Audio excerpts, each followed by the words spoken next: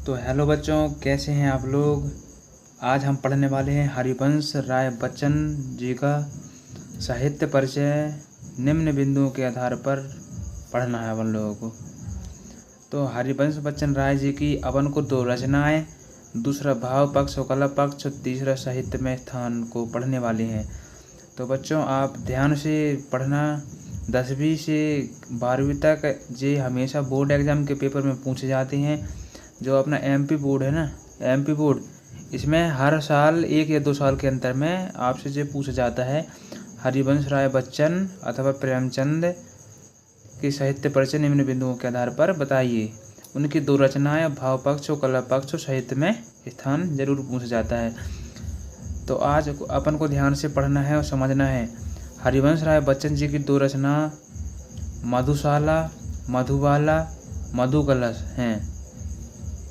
3 हो गई, 2 पूछा है लेकिन 1 2 एक्स्ट्रा याद होनी चाहिए अपन लोगों को। अब भाव पक्ष और कला पक्ष पढ़ते हैं। हरिवंश राय बच्चन जी का भाव पक्ष और कला पक्ष पढ़ते हैं। हरिवंश राय बच्चन हालावाद कवि हैं। हालावादी के साथ रहस्यवादी भावना का अनूप है। मतलब हरिवंश राय बच्चन जी जो हैं हालावादी के कवि हैं। हालावादी के साथ रहस्यवादी भावना का अनूप है। अनूप एवं अद्भुत संगम उनकी कविताओं में प्रेम और सौंदर्य एवं सामाजिक चेतना की भावना निहित है। मतलब उनकी कविताएं में प्रेम और सौंदर्य एवं सामाजिक चेतना, मतलब उनकी कविता में प्रेम की भावना, सौंदर्य वर्णन एवं जनता के पीछे सामाजिक चेतना की भावना निहित है।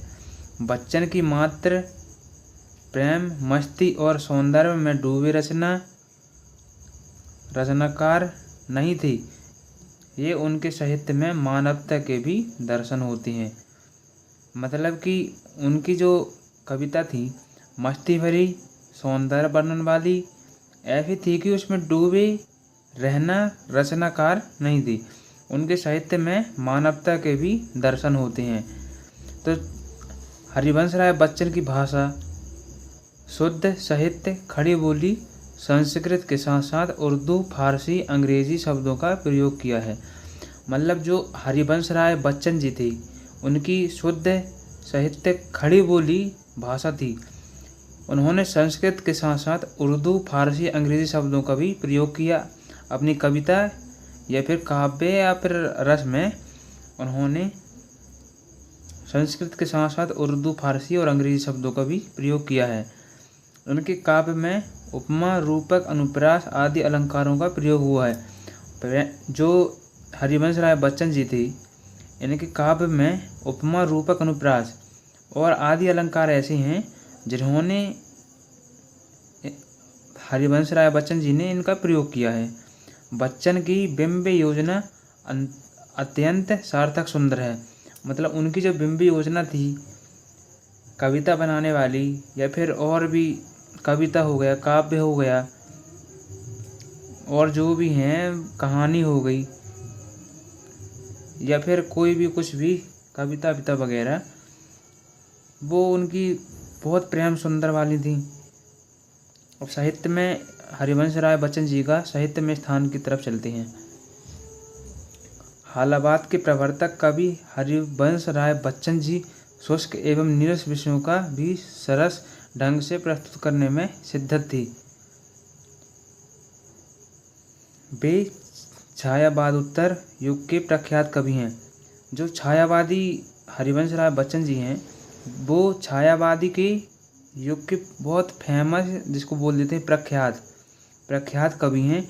उनकी अनेक विधाओं से हिंदी साहित्य में सफल लेखनी है। मतलब उनकी जो कहानी है, काव्य है, कविता है, बहुत उनकी फेमस हैं। वे विधाओं से हिंदी साहित्य में सफल लेखनी है। मतलब कि उनकी जो कविता है बहुत सफल है, कहानी बहुत सफल है उनकी। इन्होंने हिंदी साहित्य की अपूर्व सेवा की है। मतलब इनका मेन जो भाषा थी हिंदी थी। हिंदी साहित्य की अपूर्व सेवा की है। मतलब इन्होंने जो भी कविता या कहानी या व्यंग्यार्थ या व्यंग्यंग जो भी बनाए हैं हिंदी से ज़्यादातर बनाए हैं इन्होंने। हिंदी साहित्य में इनका महान कविताकारों, कहानीकारों या व्यंग्यार्थकारों में इनका महत्वपूर्ण स्थान है। भारतवर्ष में हरिवंश राय बच्चन जी का महत्वपूर्ण स्थान है। तो अगर आपको वीडियो अच्छी लगी हो तो वीडियो को लाइक करके चैनल को सब्सक्राइब जरूर करें।